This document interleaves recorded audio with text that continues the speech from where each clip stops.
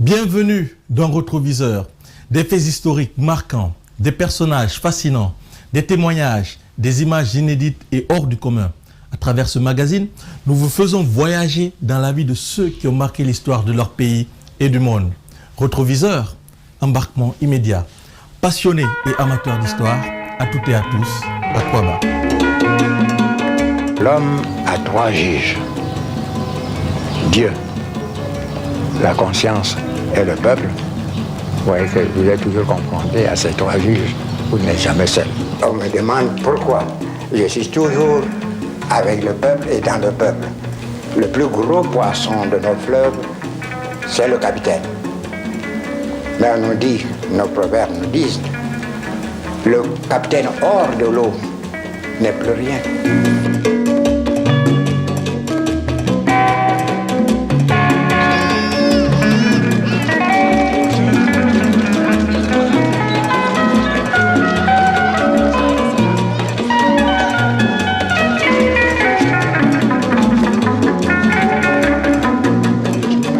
Il y a beaucoup de gens qui crient matin et soir, Dieu, Dieu, Dieu, mais qui n'obéissent à aucun commandement de Dieu.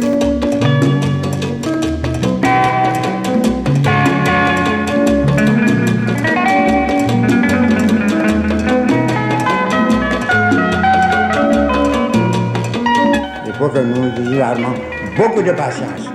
Il faut travailler, mes frères africains. Il faut produire davantage.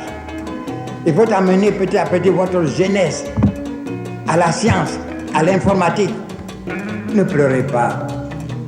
Prenez courage. Ça viendra. Vous avez tout pour réussir.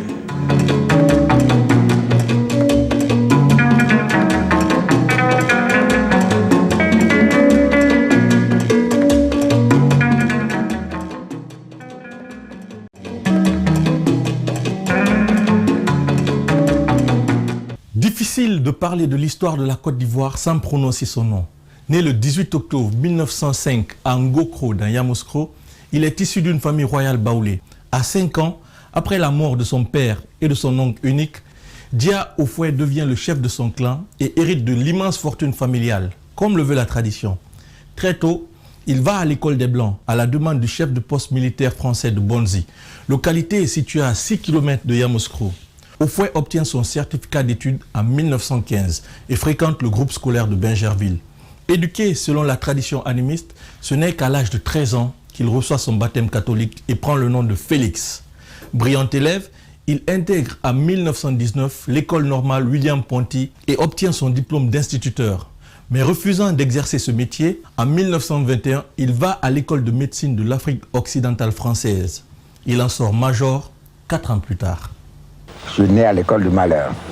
À 3 ans, j'ai perdu mon père. Et à 5 ans, j'ai perdu mon oncle unique. Vous savez, nous sommes de la ligne matrilinéaire. L'oncle comptait beaucoup plus que le père. Mais j'ai perdu les deux.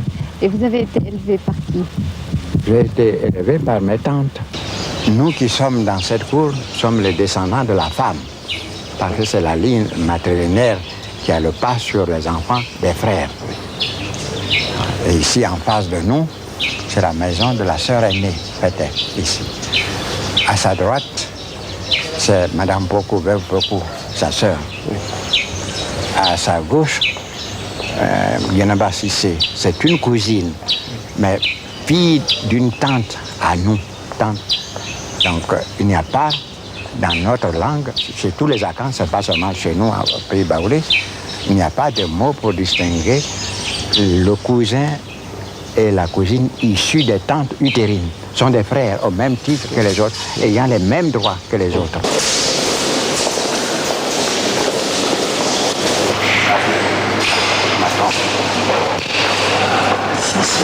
C'est ma tombe. C'est celle que j'ai choisie en face, mon frère unique. À droite, mon fils aîné, et à gauche, la maman. Et tous les autres, les tantes. Nous avons prévu même pour le petit enfant, il y a 68. Mais à égalité. Mais qu'est-ce que ça vous fait, Monsieur le Président, qu'on soit à cet endroit-là? Un Baoulé veut toujours revenir, le corps doit toujours revenir au village, même le plus petit. C'est là où il doit être enterré. Et nous en sommes encore là. Oui.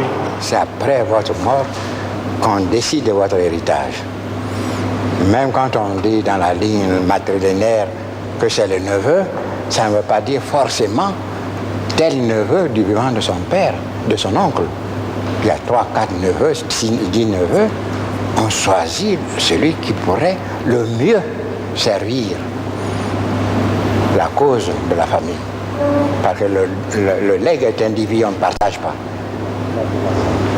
C'est pour toute la famille. Vous êtes le gardien. Et dans la coutume Akan, vous avez la faculté d'augmenter ou de ne pas augmenter l'héritage que vous avez obtenu de vos ancêtres.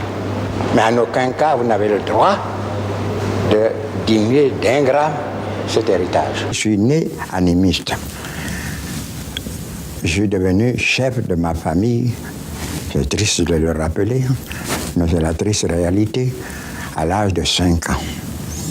À l'âge de 5 ans, j'ai hérité des modestes biens de la famille, mais aussi de tous les fétiches de la famille. Les chaises sacrées, toutes sortes de fétiches.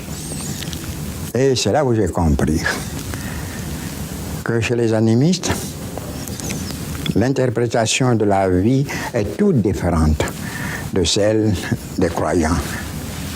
L'animiste croit à l'éternité, mais croit que la vie de l'au-delà, c'est la transposition pure et simple de la vie d'ici-bas. C'est grave de conséquences. Qu'est-ce que ça veut dire?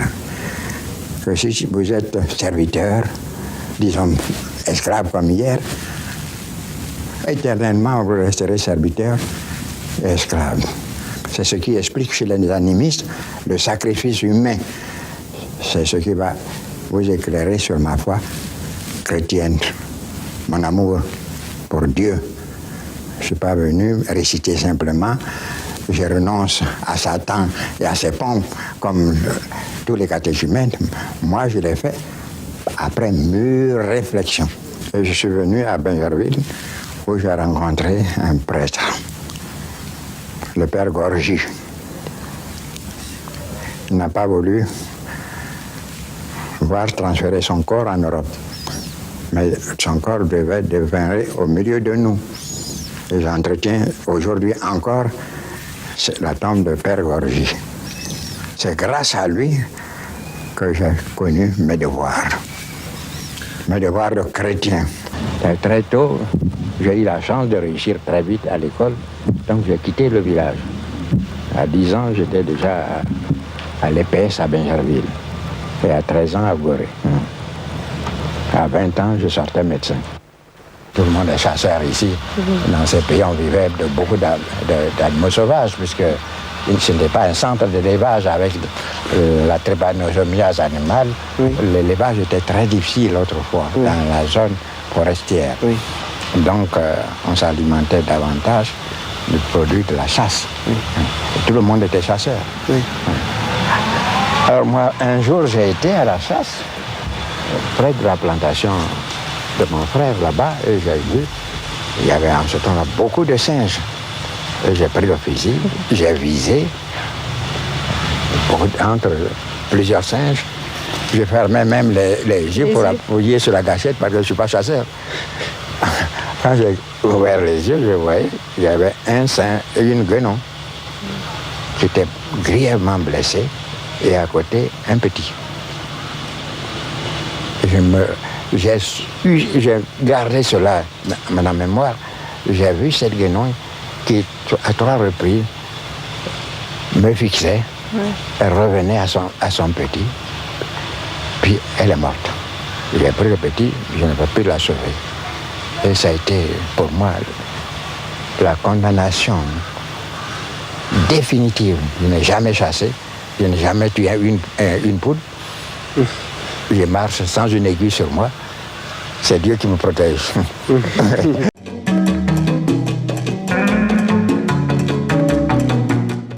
En 1932, confronté aux injustices dont sont victimes les cultivateurs de cacao indigènes, le jeune médecin Houphouët crée un syndicat. C'est le début de sa lutte pour la cause des Africains. Mais très vite, il se retrouve contraint de choisir entre son poste de médecin et son engagement pour la communauté. À la suite du décès de son frère en 1939, le choix est fait. Il devient le chef du canton d'Akoué. Ainsi, le 3 juillet 1944, il fonde le SAA, Syndicat agricole africain, regroupant les agriculteurs mécontents de leur sort. Il réunit près de 20 000 planteurs. Son efficacité et sa crédibilité font écho à travers tout le pays, comme le témoigne son entourage. Il réussit non seulement à améliorer les conditions de vie et du travail des membres du syndicat, mais aussi il permet à ces derniers de vendre directement leur production à la Société commerciale de l'Afrique de l'Ouest. Par la suite, le gouvernement français décide de faire participer ces colonies à l'Assemblée constituante. Grâce à la popularité de son action syndicale, Houphouët est élu député le 4 novembre 1945 au bout de 2 tours. Pour marquer son entrée en politique, il ajoute à son nom le surnom de guerre Boigny, qui signifie le bélier, devenant ainsi Félix Houphouët Boigny. Avec le regret de ce qui s'est passé, mon éducation en dehors de la famille et ma vocation de médecin, ça compte beaucoup. Ça compte beaucoup. Ça compte beaucoup. Oui. Ah ben, ça, je dois beaucoup à la médecine. Malheureusement, j'ai dû la trahir, cette médecine, après 13 ans d'exercice. Est-ce que vous l'avez vraiment trahi? Je l'ai trahi physiquement, mais pas moralement. Oui, parce que votre cause est restée quand même celle de l'homme. Oui, celle de l'homme. C'est sûr. Mais je dois beaucoup à la médecine. On peut dire que la bataille politique du président Houphouët Boigny n'a pas commencé avec la déclaration de Brazzaville du général de Gaulle, mais dès les premières heures de sa jeunesse, il a commencé la bataille politique.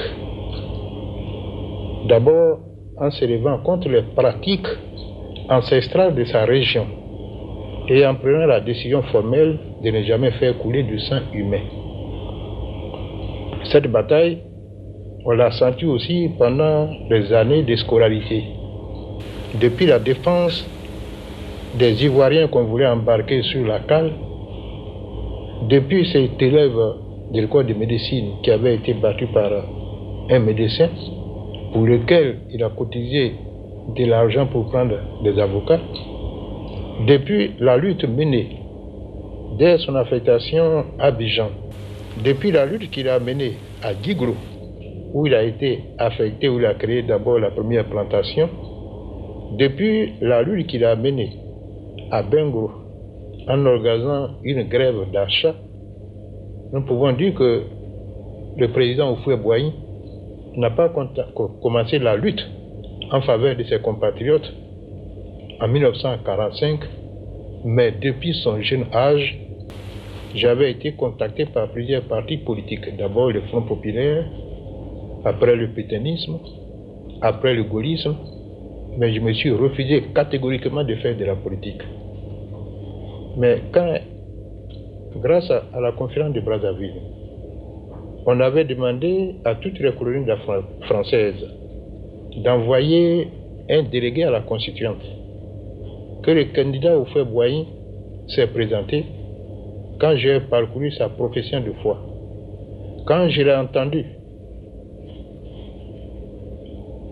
au bâtiment des anciens combattants, prendre la parole pour défendre l'association des chefs coutumiers et défendre la cause des planteurs. Bénévolement, je me suis mis à son service.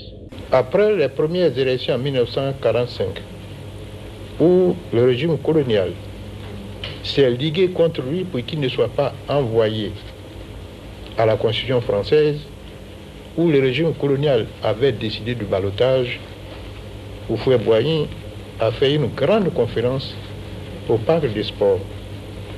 Et je me souviens d'une de ses phrases, parce qu'on lui opposait des universitaires, on lui opposait des hommes de droit, on disait qu'il n'était que médecin, il n'était que primaire, et qu'on devait envoyer à la Constitution des hommes de loi.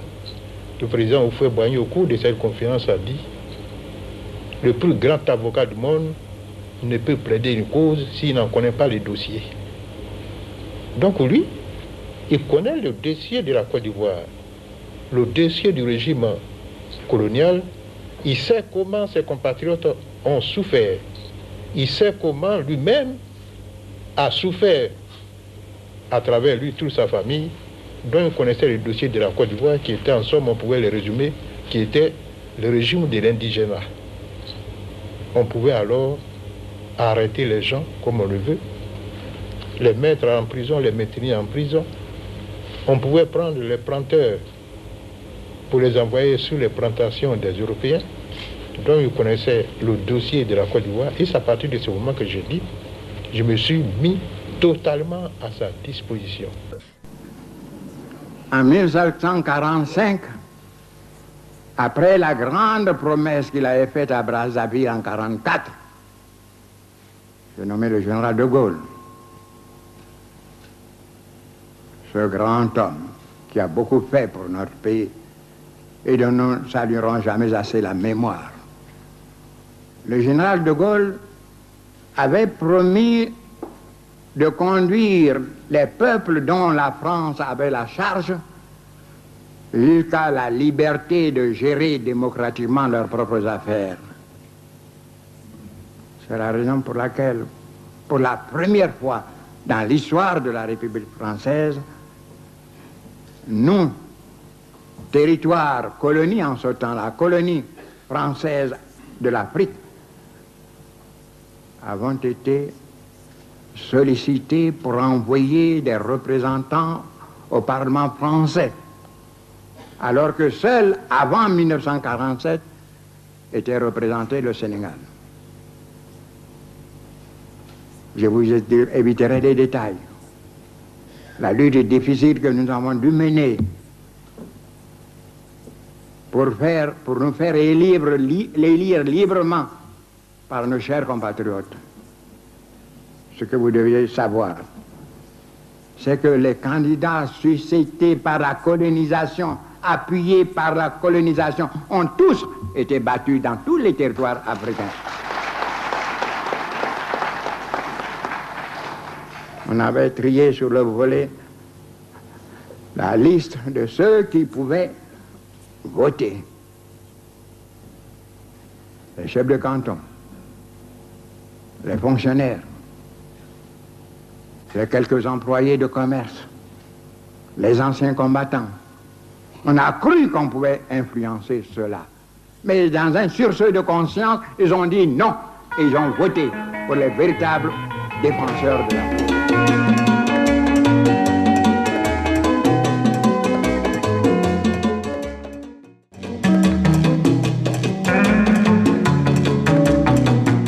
Houphouët-Boigny ne tarde pas à se faire remarquer à l'Assemblée, surtout lorsqu'il fait une proposition de loi sur la suppression du travail forcé. Grâce au désormais puissant SAA, il crée le 9 avril 1946, avec Auguste Denis, le premier parti indépendant d'un parti français, le PDCI, Parti démocratique de Côte d'Ivoire. Et dès le 11 avril, la loi sur l'abolition du travail forcé est adoptée sous le nom de loi Houphouët-Boigny. Les élites africains décident donc de s'unir pour plaider la cause de leur peuple. Et ainsi, le 18 octobre 1946, un congrès à Bamako donne naissance au RDA, Rassemblement démocratique africain, dont Houphouët devient le premier président et le PDCI, une section désormais. Mais n'étant pas assez nombreux pour former un groupe parlementaire, ils s'apparentent aux différents grands partis déjà existants pour pouvoir siéger au Palais Bourbon. C'est ainsi que se crée le lien avec le Parti communiste PCF, pourtant en pleine période de guerre froide. Nous voici à Paris, sur les bords de la Seine. Une poignée de jeunes gens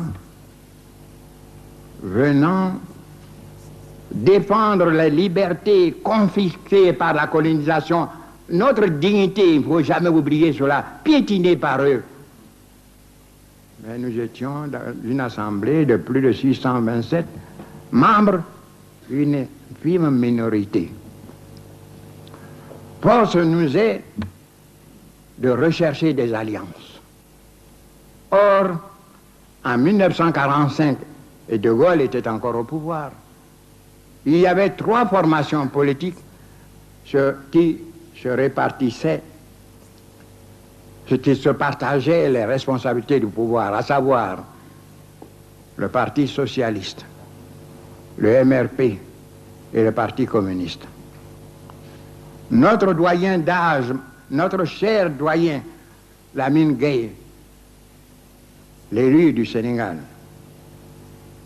nous avait proposé de nous apparenter tous à son parti, la SFIO dont il était depuis longtemps membre, la section française de l'Internationale ouvrière, devenue aujourd'hui le Parti socialiste. C'est moi le plus jeune, représentant la Benjamine des colonies françaises de l'Est à Ouest, qui avait demandé à Lamine de ne pas insister. Nous avons besoin des voix concertées et massives de ces 3 formations au pouvoir. J'ai demandé à ce que nous nous répartissions entre ces 3 formations pour que chaque fois que nous aurions à défendre les justes aspirations de nos peuples, ces voix nous apportent leur concours massif. Mes amis ont accepté, mais tous immédiatement se sont empressés.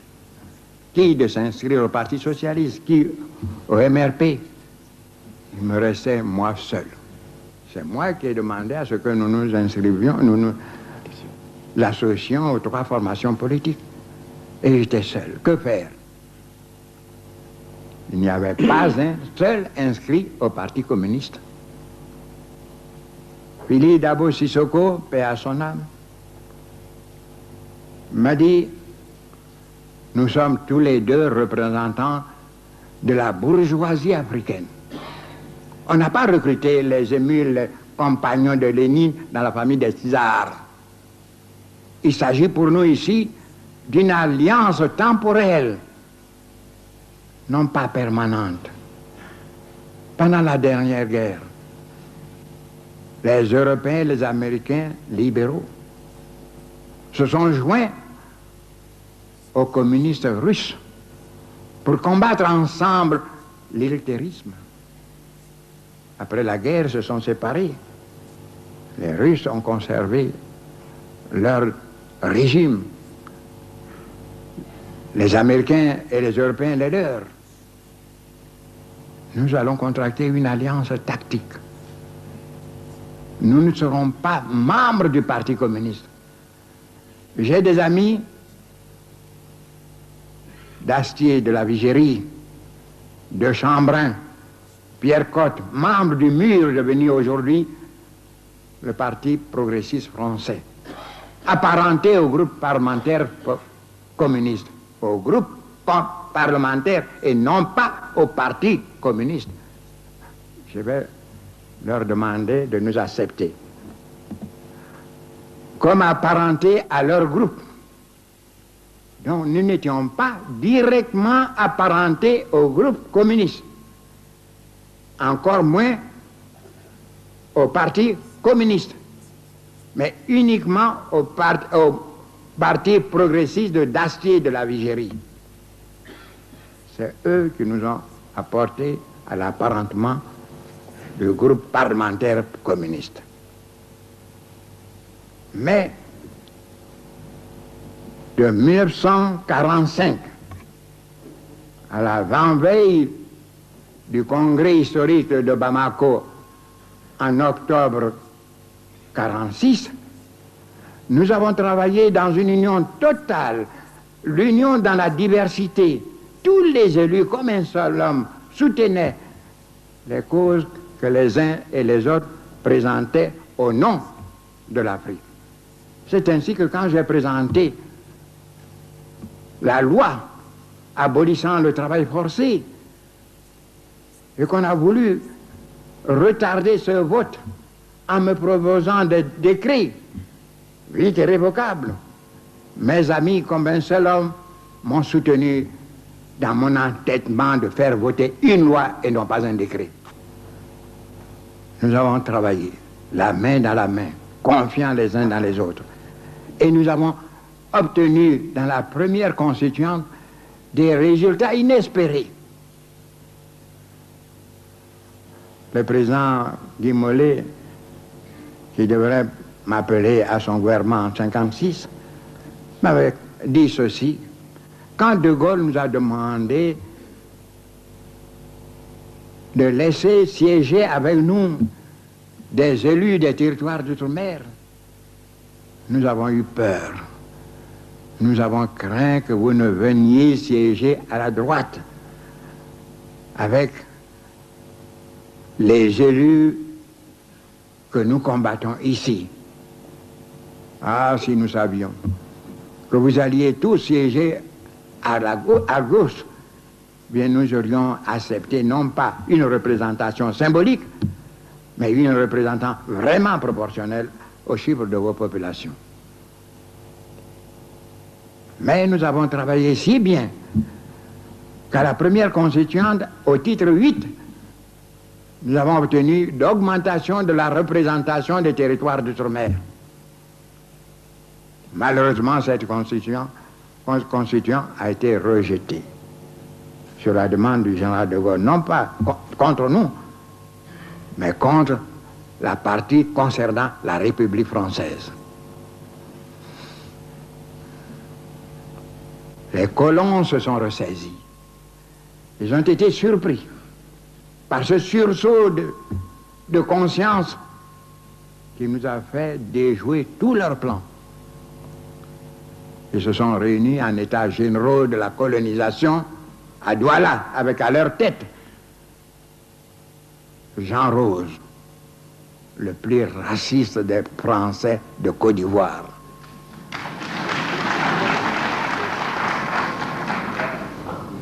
Et ils ont envoyé une délégation à la suite de leur délibération pour attirer l'attention des parlementaires français. Ils ne doivent pas se laisser abuser par une minorité d'élus africains, des bourgeois, qui veulent remplacer les Européens, les Français, dans l'exploitation et la surexploitation de leurs propres frères. Leurs arguments ont porté. Et nous avons vu avec beaucoup de tristesse Herriot descendre de son siège présidentiel pour prendre la parole et demander le rejet du titre 8 qui nous avait donné tant d'espoir. Et il a conclu son discours par ce mot que nous n'oublierons jamais. La France ne veut pas devenir la colonie de ses colonies. Ceci a été salué par un tonnerre d'applaudissements et le 8 a été rejeté. Alors nous nous sommes réunis pour tirer la leçon de ce débat. Et nous sommes dit, avec une apparente raison, ils ont dénoncé à ce que nous étions élus seulement par une minorité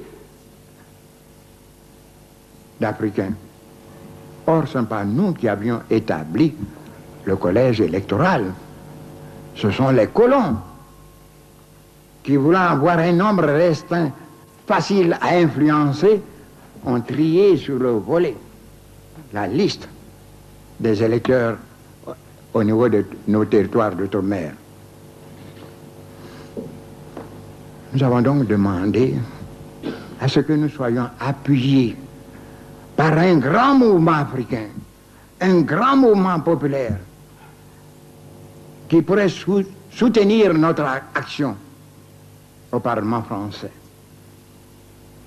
Prolonger l'action que nous-mêmes nous venons de mener dans la diversité, puisque aussi bien nous étions les uns avec les communistes, Philippe Bosiko et moi, les autres avec la SFIO, d'autres avec le MRP, d'autres avec le Parti radical socialiste. Donc nous aurons un mouvement populaire en Afrique, indépendant de toute formation politique métropolitaine. Soulignons cela. Et dont les élus seront autorisés pour plus d'efficacité de leur action à s'inscrire dans telle ou telle formation politique française. Voilà les raisons qui ont motivé la création du RDA, le Rassemblement démocratique africain.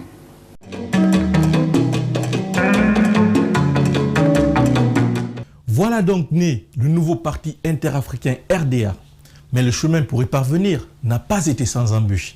Le bélier revient sur les dures péripéties.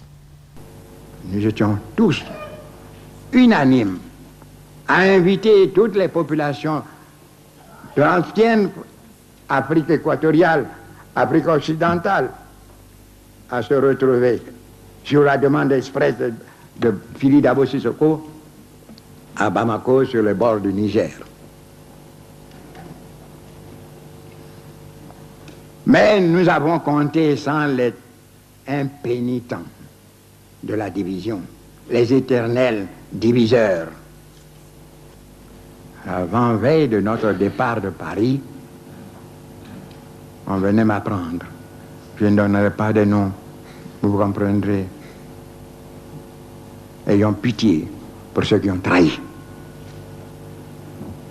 On est venu me dire que tous les signataires du manifeste refusent de rejoindre Bamako sur la pression de la rue Oudino.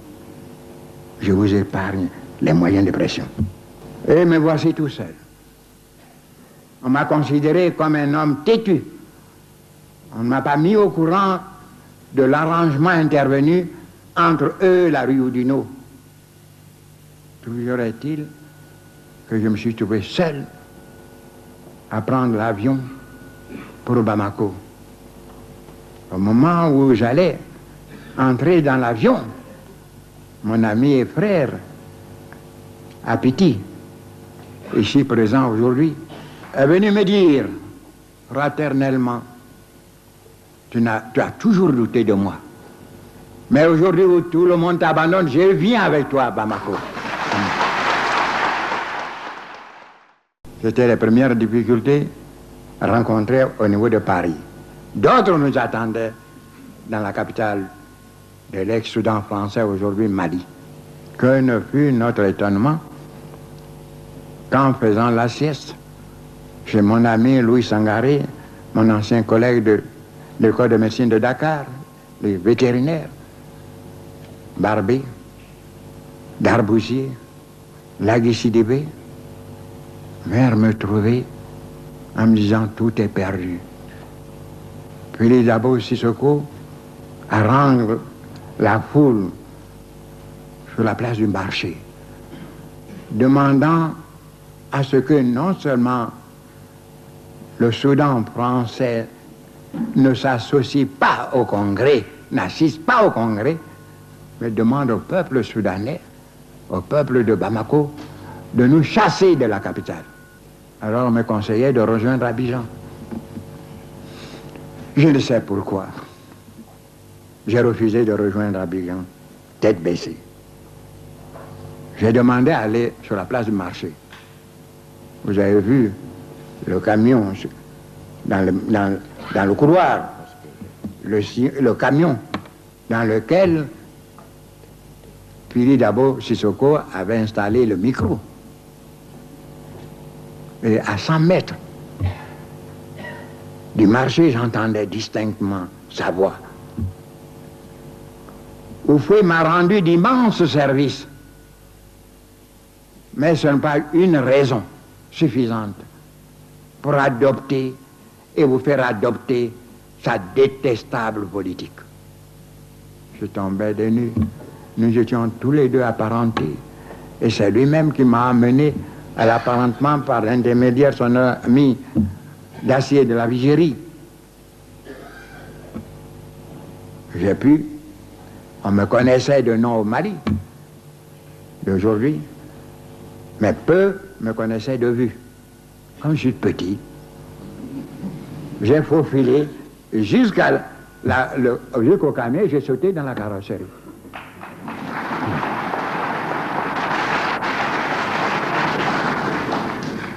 Quand il eut terminé sa diatribe,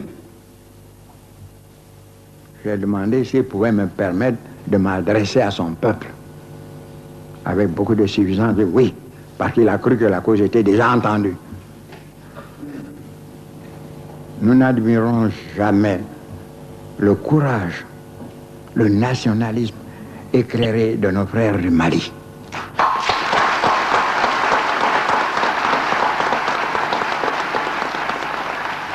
Si en 1946, un étranger était venu à Abidjan pour me porter la contradiction au cours d'un meeting, jamais les Ivoiriens ne lui ont permis d'avancer une seule mot, une seule phrase. Mais les Maliens m'ont entendu. Et durant ma longue carrière politique, jamais je n'ai été aussi acclamé, applaudi que ce jour-là, sur la place du marché. Qu'est-ce pu leur dire? C'était la véritable improvisation, mais elle a porté. Tour à tour, les cadres du Mali, appartenant au parti de Philippe Davosco, se sont succédés pour inviter Pili à reconsidérer sa position. Il n'admettrait pas cette trahison. Ils choisiront, s'ils persistent, Houphouët comme le seul défenseur, le seul député du Soudan et de la Côte d'Ivoire. Philippe Dabo a subi. Et il a accepté de siéger avec nous le lendemain. Je l'ai proposé comme président de séance. Et je me souviens encore, quand il s'était levé pour dire sa première phrase, « Votre congrès », la salle debout, unanime, dit « Dites notre congrès ».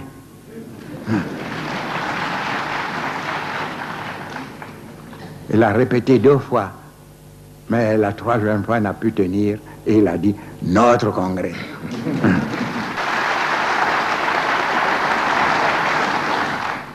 Pendant longtemps, nous n'avions même pas un seul représentant à l'Assemblée territoriale de Guinée. Au départ, un de mes anciens collègues de ma promotion à l'école normale d'instructeurs de Gorée, Mabassano, nous avons représenté. Malheureusement, dès les difficultés, paix à son âme, mon frère Mabassano s'est retiré de la lutte. S'était retiré de la lutte. Alors il y avait un vide qu'heureusement avait comblé 2 braves parmi les plus braves militants RDA. Madera Keïta du Mali et Réautra de la Guinée.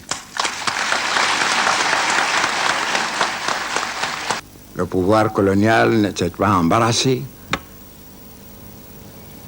Il les a mutés purement et simplement au Dahomey, aujourd'hui Bénin. Et c'est grâce à eux, Madera Keïta et Réautra, que nous avons pu créer la section territoriale du RDA du Bénin, le vide guinéen. Comment le combler? Madera et Réautra partis. Nous avons recruté sur place des jeunes Guinéens vivant en Côte d'Ivoire et sous la direction d'un brave jeune Sénégalais, Diagne. Et avec l'appui d'un chef de canton de la frontière guinéenne pour installer une tête de pont en Guinée.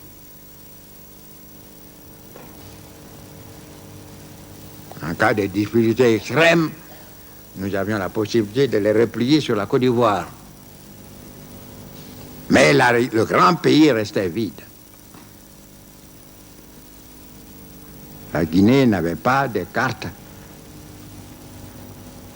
du parti. Nous avons envoyé des cartes de Côte d'Ivoire avec l'éléphant et sur impression Guinée, PDG Guinée. C'est pour cela que l'éléphant de Côte d'Ivoire est devenu le Sili de la Guinée. Il est parti d'ici. Alors, un beau jour, on m'a appris qu'il y avait un jeune syndicaliste qui voulait relever le flambeau, rallumer le flambeau de la lutte. RDA, c'était Sékou Touré. Je me suis déplacé. Je l'ai rencontré chez sa grande-tante.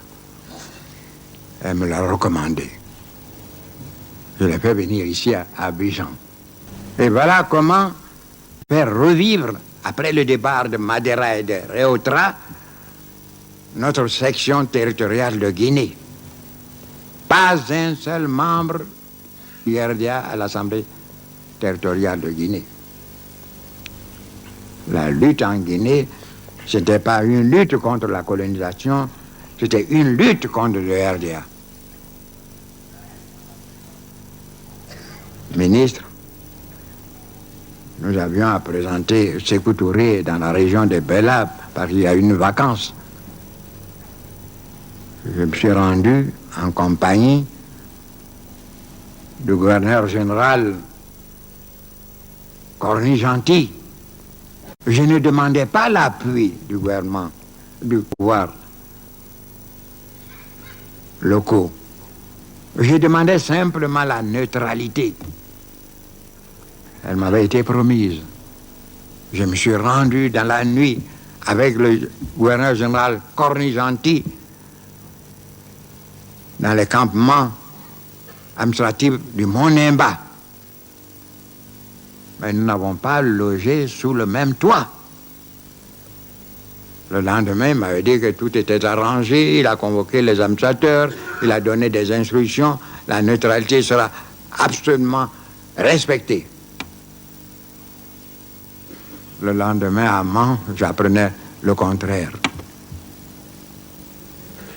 Et je me suis tourné vers lui pour lui demander que s'est-il passé dans la nuit. J'ai donné des instructions, mais ils ne m'ont pas obéi. Ils n'obéissent qu'à la Rio Dino. La fraude a écarté Sékou. Nous n'avions personne en Guinée.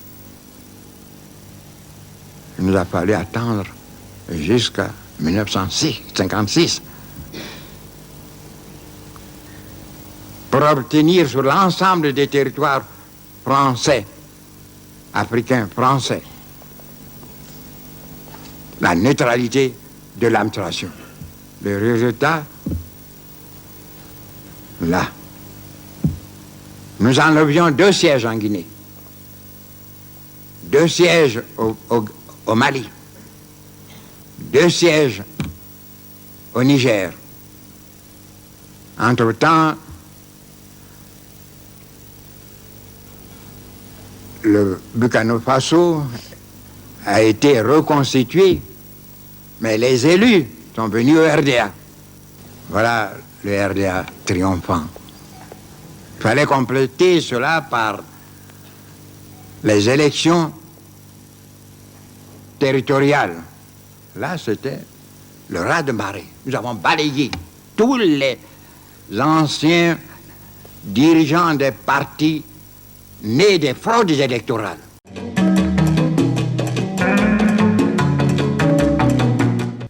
Suite à la série sanglante de répression de l'administration coloniale, le RDA rompt avec le Parti communiste. Cependant, il triomphe aux élections législatives de 1956 et Houphouët, son président, remplace Léopold Sédar Senghor dans le gouvernement français le 1er février 1956 en qualité de ministre délégué à la présidence du Conseil. Au regard du développement économique et du progrès politique et social prometteur de la Côte d'Ivoire comparé aux autres membres du RDA, Boigny profite de sa position pour réajuster le projet de loi cadre de fer donnant l'autonomie aux colonies africaines, de sorte que le pouvoir politique des territoires soit indépendant des différentes fédérations. Suivez. De 1946 à 1956, seuls les militants du RDA ont été combattus. Ils ont subi la répression la plus sauvage, parfois même sanguinaire.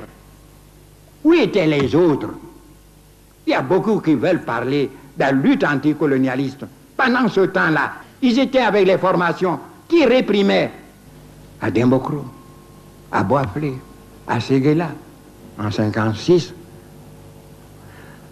nous emportions presque tous les sièges à la suite d'une élection dont les fraudes ont été autorisées par la rue Oudinot.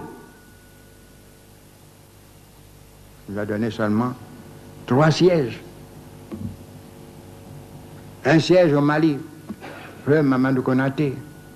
Un siège à Brazzaville, feu Chikaya. Un siège à la Côte d'Ivoire, votre humble serviteur.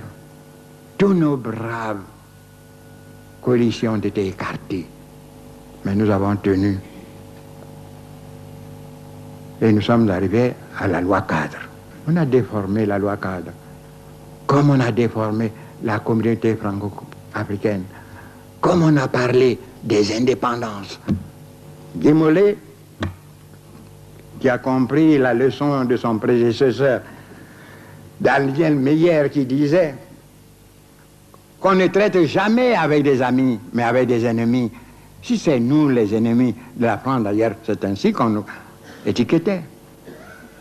On doit traiter avec nous, mais pas avec ceux dont ils ont assuré la représentation en France par suite de fraudes électorales. Guy-Mollet a compris.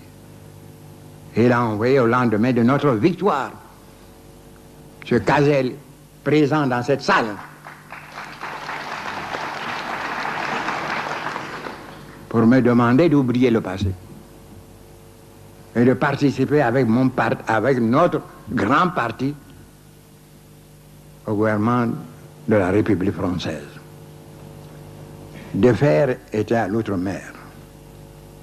Moi, j'étais à la présidence du Conseil, chargé aussi de travailler avec Defer. Defer connaissait ses amis. Il doit vaincre leur réticence. Je connais mes frères africains qui ont trop souffert et qui étaient pressés d'en finir. Ils voulaient qu'on allât plus vite. Mais il faut avoir les voix nécessaires pour faire voter le texte.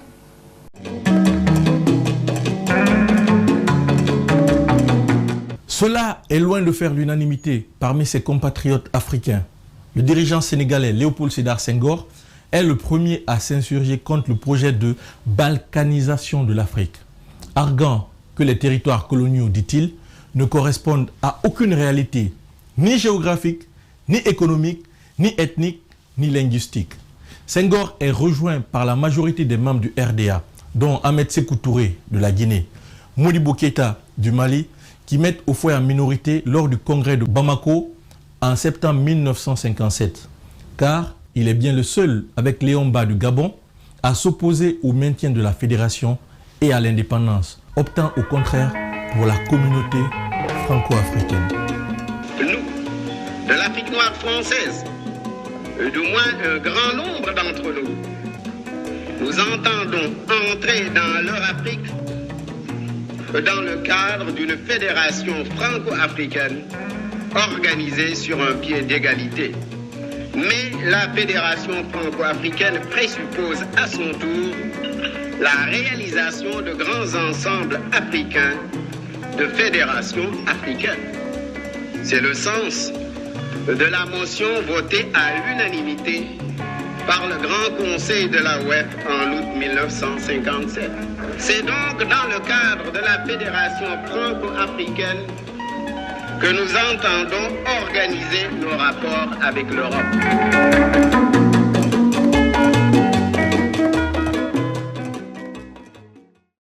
Mes amis se sont opposés en disant que c'était limiter leurs droits souverains. Le MEP a refusé de voter le texte qui faisait le va-et-vient entre des frères qui essayaient de convaincre ses frères européens, français, et moi pour convaincre les miens, surtout Feu Sékou Touré et Feu Ouézin Coulibaly, nos jeunes Turcs et braves. Finalement, ils ont accepté. C'était à 3 heures du matin que, avec leur accord, donc l'accord du RDA, le texte a pu être voté. Voilà, nous avons terminé avec la loi cadre. Ce n'était pas l'indépendance, c'était l'autonomie, mais pas suffisante, puisque le représentant de la France était le président du Conseil de gouvernement. De Gaulle arrive, revient au pouvoir, qu'il avait quitté en janvier 1946, et me fait appeler à ses côtés. Il me demande de participer au comité chargé de la rédaction de la nouvelle Constitution. Nous étions 4 ministres d'État. Guy Mollet, Flimelin, Jacquinot et moi. De Gaulle m'avait demandé de dire à mes frères d'outre-mer, notamment les Africains, ce qu'ils voulaient voir inséré dans la nouvelle Constitution. Et nous tous, nous étions réunis à Salle Colbert. C'était la plus grande salle en ce temps-là, au Parlement français. Tous les élus d'outre-mer étaient présents. Nous avons même invité certains étudiants avec nous. La discussion a duré plus de 4 heures. Mais le débat était libre. Et nous avons su ce que voulaient nos frères. Et nous avons désigné, après débat, 3 de nos militants, 2 RDA et 1 non-RDA, pour tirer la leçon du débat et préparer un mémorandum. J'ai désigné Sékou Touré. Ceux qui l'ont dévancé au Parlement, puisque ceux qui n'y étaient venus qu'en 1956, n'étaient pas contents. Mais j'avais toujours fait un faible pour ce garçon. Même dans la dure période de nos différends, j'ai considéré cela comme une sorte de délit mineur. Ce coup m'avait été recommandé par sa grande-tante, fille de Samori, et j'avais donné ma parole. C'était un dépit amoureux entre Sékou et moi, ce qui était intervenu à la suite de son choix en 1958. Mais les dépits amoureux peuvent conduire parfois au suicide. Or, je ne voulais pas mourir.